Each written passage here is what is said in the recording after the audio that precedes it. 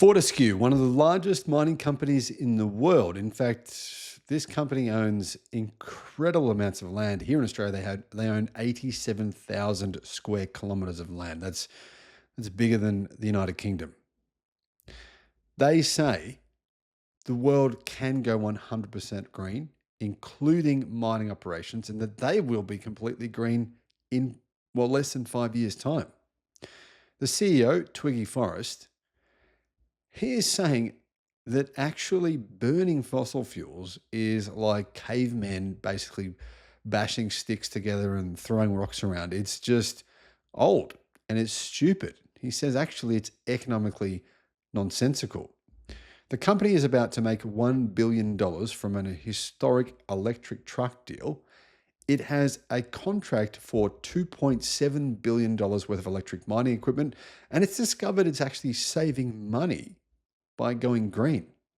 Now, a lot of the people who, hate EVs and hate renewables, their brains are getting mashed. They're literally losing their minds. They're saying this guy, he's clearly corruption. It must be corruption. It's a scam. He's got some sort of scam going on here. But actually, none of that is correct.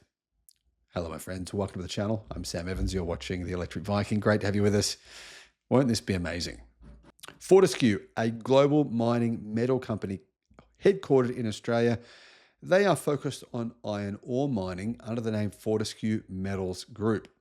As of 2017, Fortescue is the fourth largest iron ore producer in the world. They're one of the biggest mining companies in the world. Andrew Forrest Fortescue Metals expects a US $1 billion revenue windfall from its massive electric truck deal. And interestingly, that electric truck deal came from the company trying to get hydrogen to work. They first tried to make hydrogen trucks work, and then they realized that it didn't make sense because they also, at a similar time, they built an electric truck. And when I say an electric truck, I mean, trucks that are bigger than your house times 5. We're talking these mega trucks for mining. And actually, the electric one was far better than the hydrogen one. They just gave up on the hydrogen one. They said it didn't make any sense. Now, keep in mind, a big problem with mining is the emissions, right? You're down in a mine shaft and you got all this machinery, it's producing all these emissions, and that stuff is poisoning, choking, and killing you. But if you electrify everything, you don't have to worry about it. You don't need huge exhaust extraction fans. You don't need to spend enormous amounts of money on getting rid of all that pollution. However, the iron ore mining giant, even though it is planning to go to real zero, not net zero.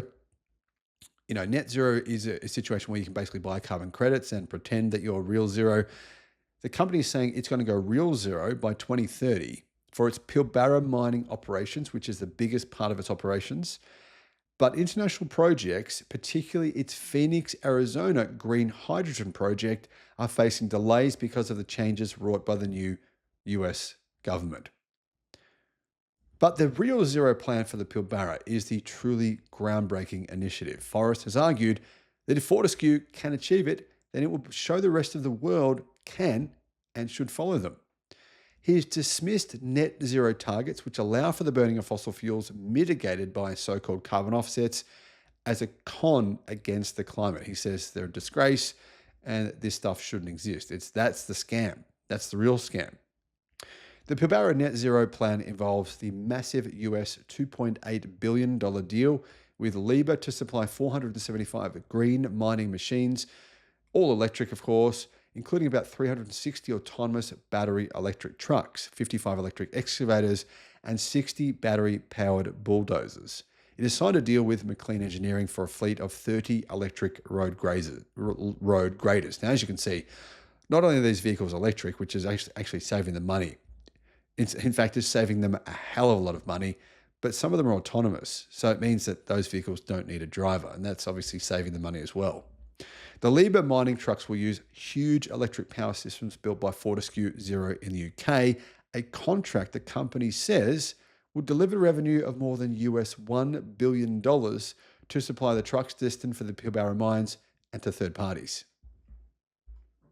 What about charging them? I mean, wouldn't it take forever to charge batteries, these mega batteries, which are, basically energy storage systems? Well, no, actually. Fortescue has developed a 6 megawatt fast charger. 6 megawatts, the fastest charger in the world. This will charge its giant electric trucks, and it says the sheer scale of the charging machinery will be a worldwide revolution for heavy vehicles.